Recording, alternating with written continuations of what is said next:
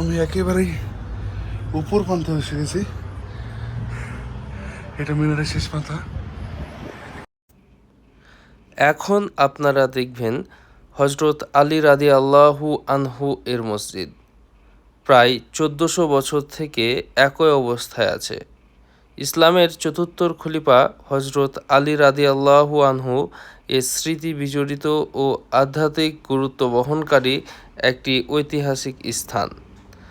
পাহাড়ের পটভূমিতে অবস্থিত এই মসজিদটি শহরের কোলাহল থেকে দূরে একটি শান্ত ও আধ্যাত্মিক পরিবেশ প্রদান করে। একটা বড়ই গাছ তখন থেকেই নাকি এই গাছটি আছে আমরা জানতে পেরেছি, এবং এর ভরে অসংখ্য অসংখ্য বোর আছে।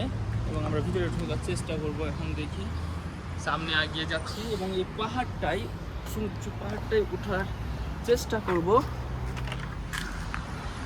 বিশাল বড় পাথরের পাহাড়, সেই পাথর কয়েক হাজার বর্গ মিটার পাহাড়। এরিয়া জুড়ে, কয়েক হাজার বর্গমিটার এরিয়া জুড়ে এই পাহাড়টা অবস্থান করছে।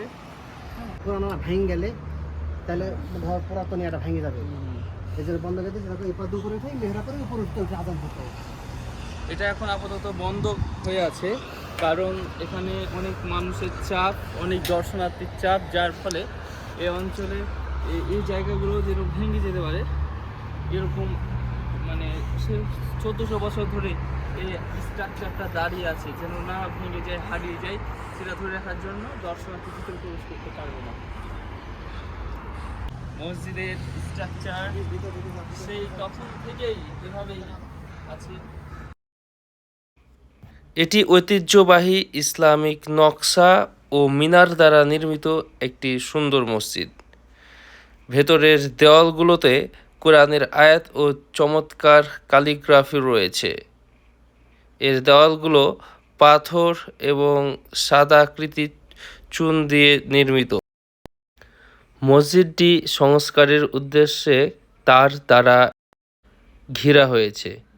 অতি শীঘ্রই কাজ শুরু হবে। আমি একেবারেই উপর প্রান্তে এসে গেছি। এটা মিনারের শেষ পাতা।